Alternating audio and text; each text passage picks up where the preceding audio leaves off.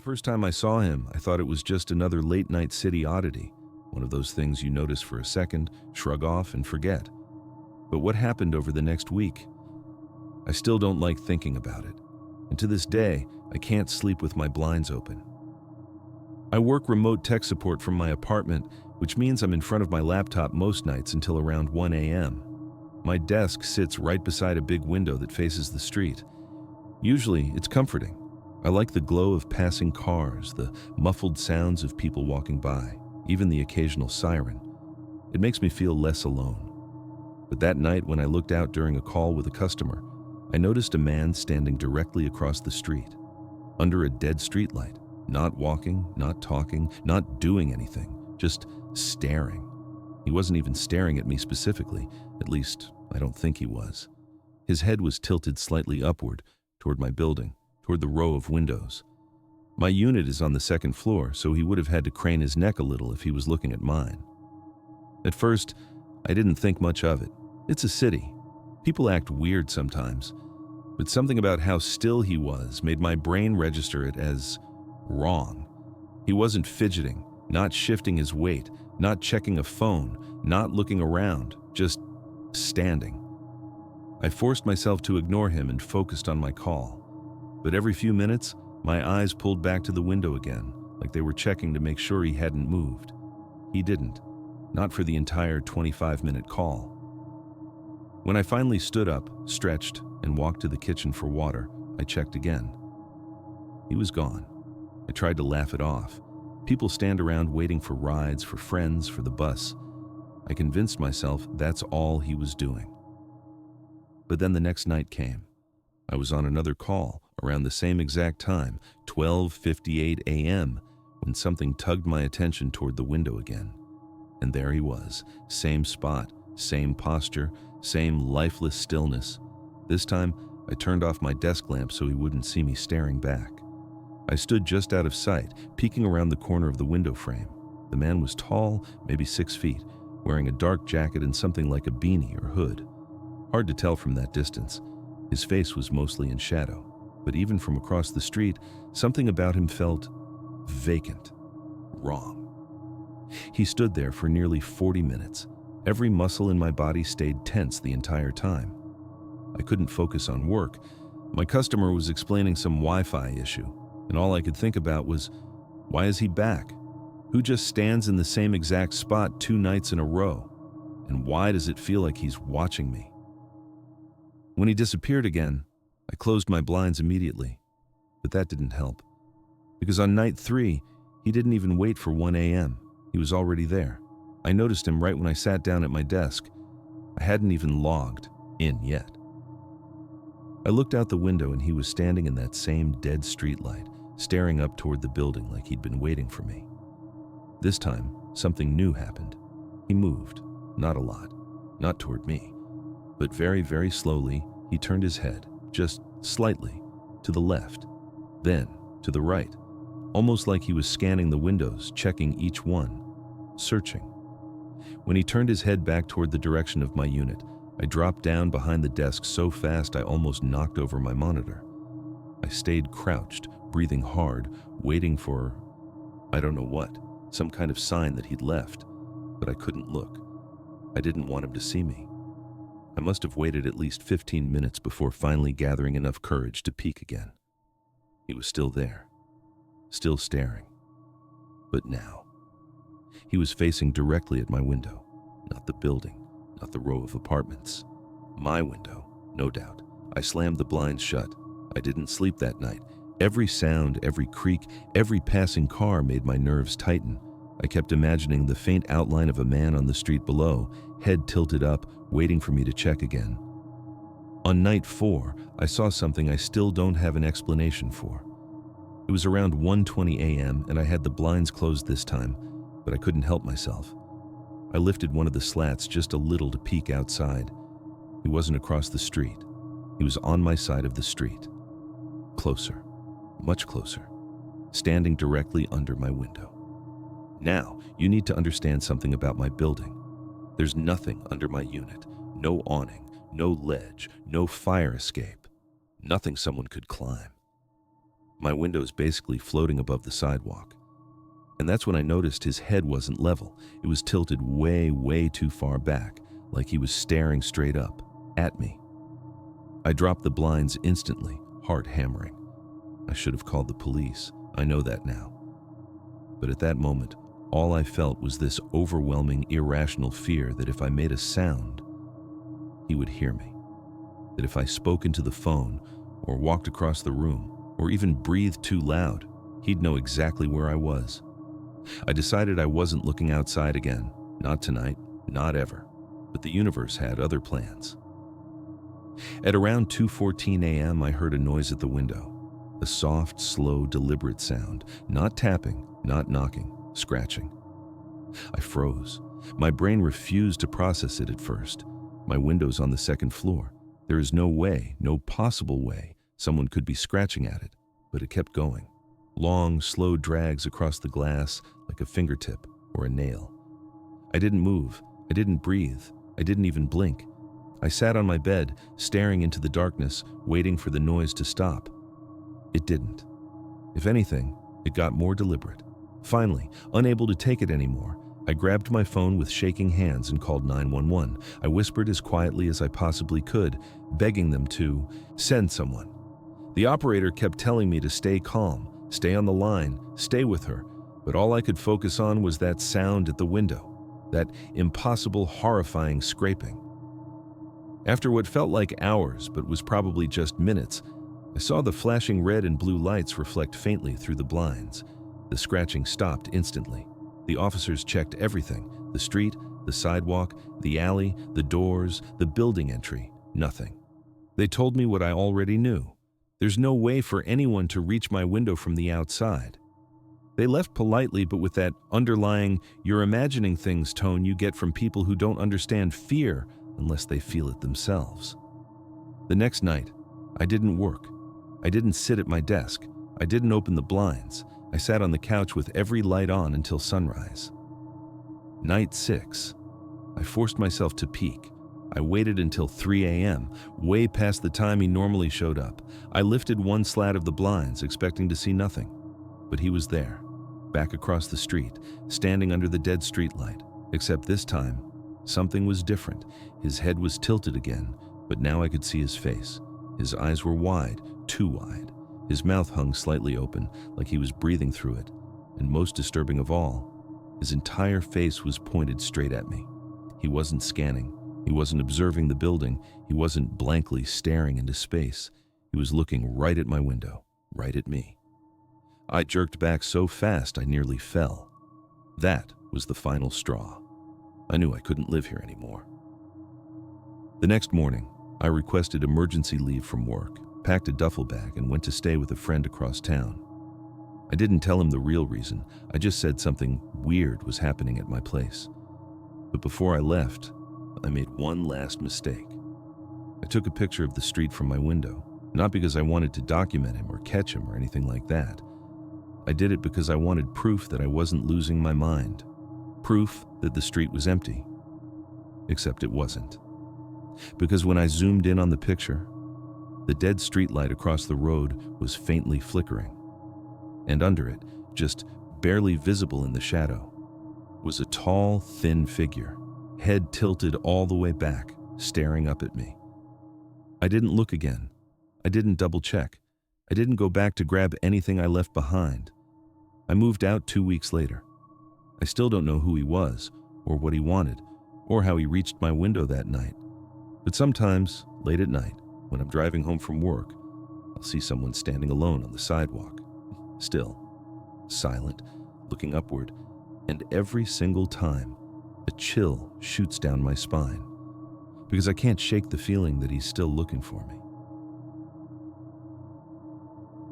I used to work the closing shift at a small family-owned convenience store off a quiet highway. It was the kind of place people only stopped at because they were lost, tired, or desperate. Most nights were boring. Clean the floors, restock the drinks, count the register. But one night, I learned that boring is a blessing, because what happened that night still keeps me awake, long after that store shut down for good. It was a Thursday, a little after 11 p.m. We closed at midnight, and and I was alone like usual. The store was dead silent, except for the hum of the refrigerators in the back. Outside, the highway was empty. No cars, no people, just darkness and the occasional gust of wind pushing dust across the parking lot. I was sweeping near the front counter when the bell over the door chimed. The sound made me jump, because customers never came in that late. When I looked up, I saw a man walk in. At first glance, he looked normal. Average height, dark jacket, jeans. But something about him wasn't right. Maybe it was how stiff his movements were, how he didn't seem to be walking so much as drifting forward in straight lines.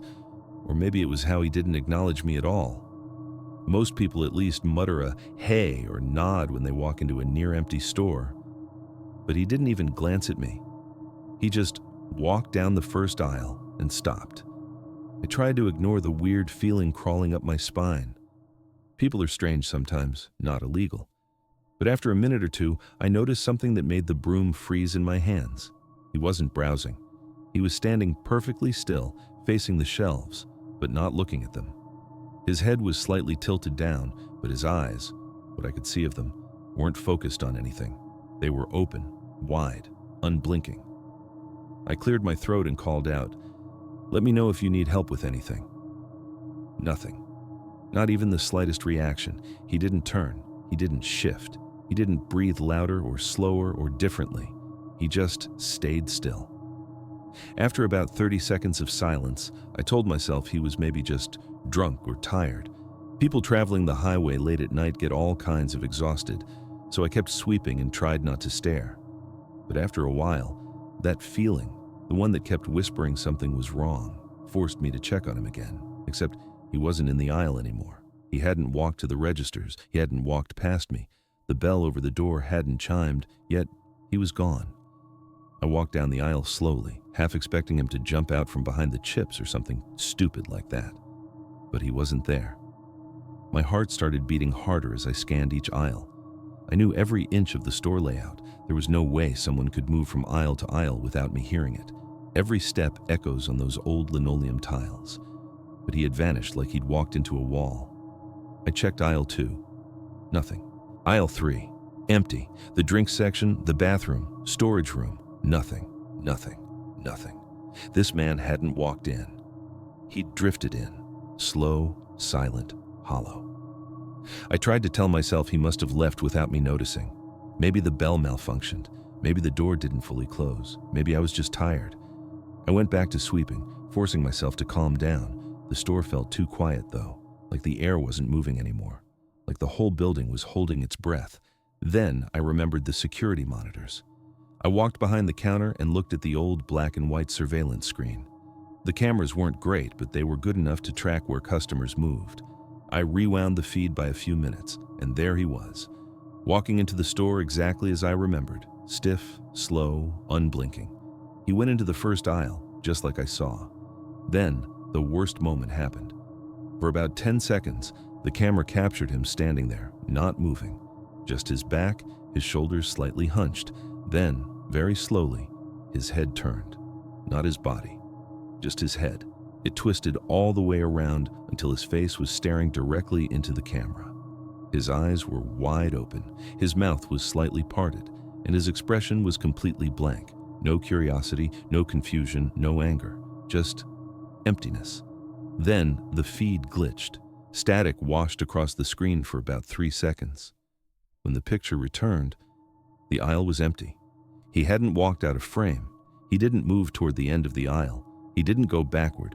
He was just gone. I felt my entire body go cold.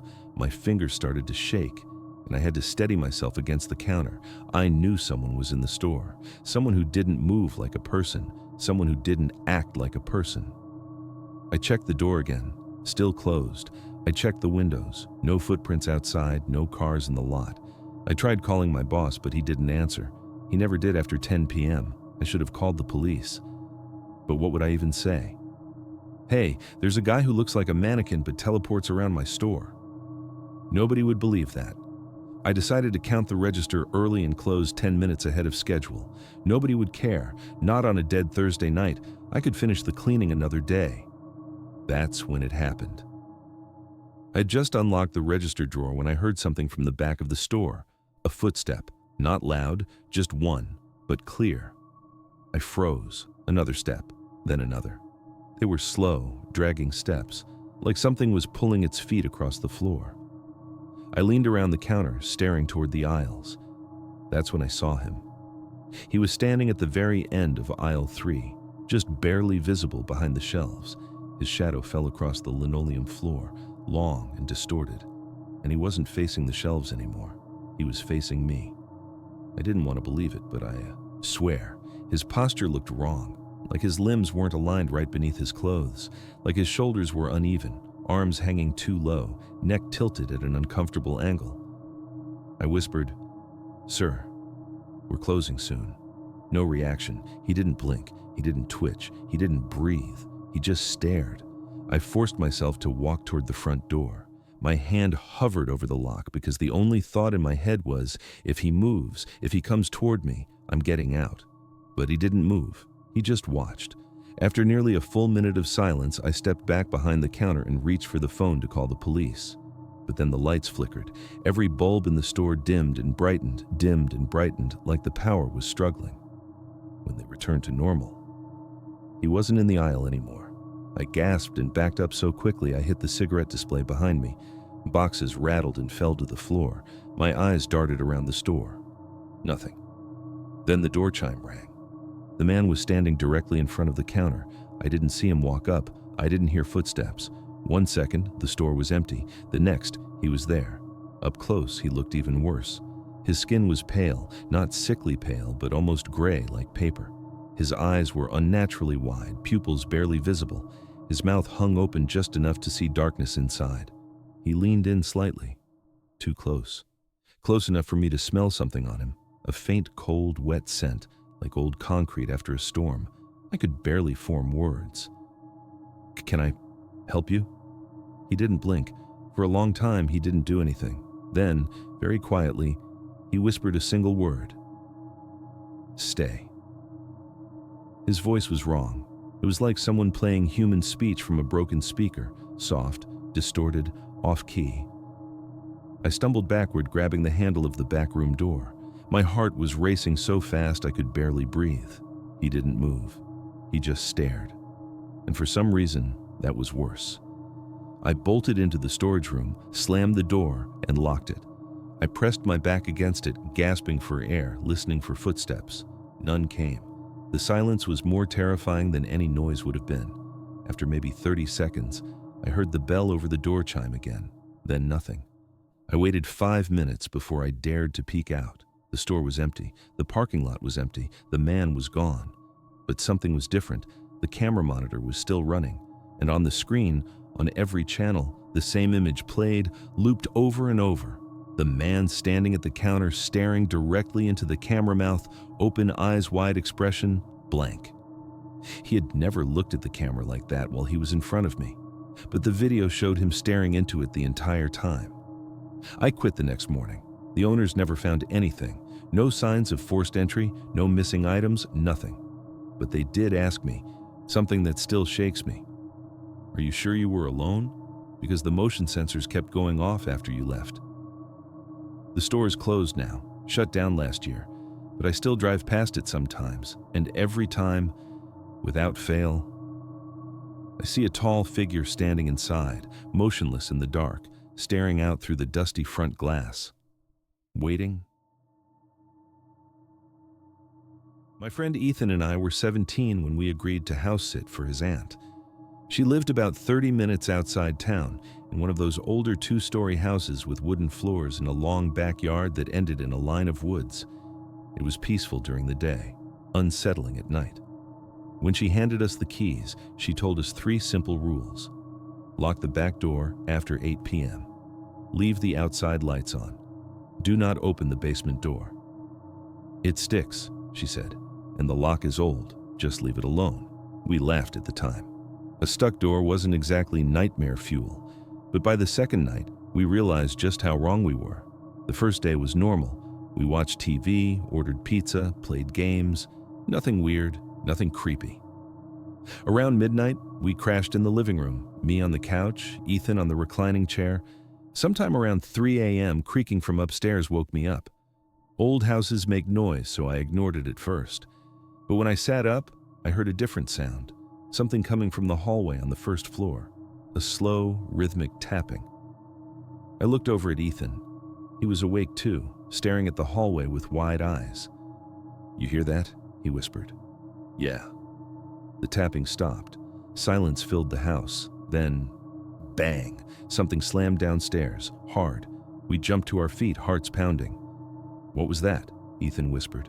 I didn't want to answer, because I already knew. That sound came from the basement door. We approached the hallway slowly. The house was freezing now, like someone had opened a window, except everything was closed. As we neared the doorway, I could see the faint outline of the basement door at the far end of the hall. Aunt Linda had definitely locked it. I saw her turn the key before she left. But now, the door was cracked open. Barely, just an inch or two, but open. "Maybe it wasn't locked," Ethan said quietly. "No, she locked it." He swallowed hard. Then, who unlocked it? Neither of us said anything.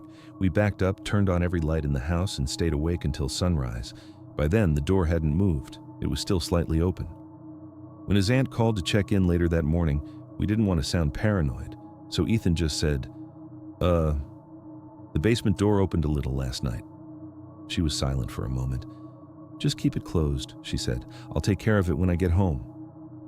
Then she changed the subject. We didn't. Night 2 was when things got worse. We made sure the back door was locked, outside lights on, and every lamp in the house glowing. But the basement door bothered us. The lock looked old, rusted even, and the door frame was slightly swollen from moisture. There was no way it should have moved on its own. We pushed it closed firmly, even wedged a chair against the doorknob. "There," Ethan said. "If it opens tonight, we call the cops." We agreed. Around 1:30 a.m., started dozing off on the couch again. Ethan was on his phone in the recliner. The house was still, quiet, too quiet. Then, the air changed. It felt colder than the night before, heavy, like the temperature had dropped instantly. My breath fogged the air for a moment, which made no sense. The thermostat read 71. That's when I heard it. A faint creak, not from upstairs, not from the living room, from the hallway. I shot up instantly. Ethan froze too, phone halfway out of his hand. The house went silent again, until the chair we'd wedged under the basement doorknob scraped across the floor. Slow, deliberate, loud. We bolted to the hall. The chair had fallen over. The basement door was open, wide open now, not a crack, not an inch, wide. Pitch black darkness seeped out from the doorway like smoke. The smell coming from below was cold, damp, metallic, like old concrete after rain.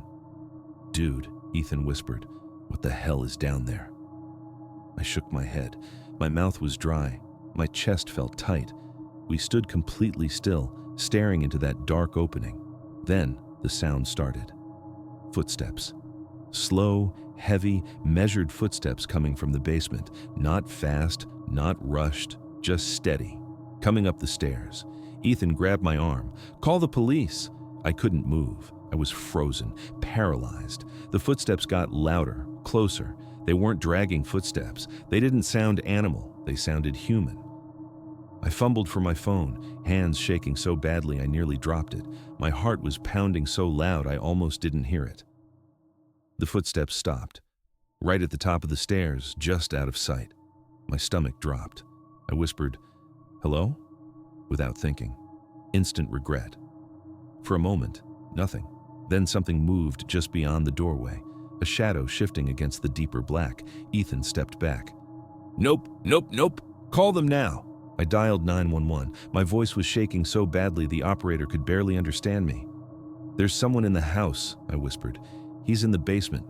The operator told us to get out immediately and wait for police, but the back door was at the end of the hallway, past the basement door, past whatever was standing there. We didn't dare move. The operator kept talking, but my attention was locked on that doorway, on the dark outline hovering just beyond the threshold. I swear I saw a hand curl around the edge of the doorframe for a moment, thin, pale, Then it pulled back into the darkness. The operator's voice sounded distant, like she was underwater. She said the officers were 2 minutes away. 2 minutes felt like a lifetime. Then, finally, we heard sirens in the distance. The shadow moved. The footsteps started again, but now retreating, descending the stairs quick and heavy, like whoever, or whatever, was down there didn't want to be caught. The basement door swung shut on its own. We ran out the front door as the police arrived. They searched the entire basement. Nothing. No footprints, no signs of forced entry, no way in from the outside. It was a sealed space. The only entrance was the door inside the house. And what disturbed the officers most was the same thing that disturbed us. The lock on the basement door was so rusted, so corroded, that one officer said it looked like it hadn't been opened in years. He actually asked us, "Are you sure you didn't open it yourselves?" We told him the truth. They didn't believe us. His aunt came home early the next morning. We expected her to be confused or worried. She wasn't. When we told her what happened, she got pale, not scared, just shaken. She didn't say, "Are you sure?" She didn't say, "That doesn't make sense." She said, "You boys shouldn't have stayed here alone." Then she added something that still chills me. "That door's been opening since before I moved in. The last owners never figured out why."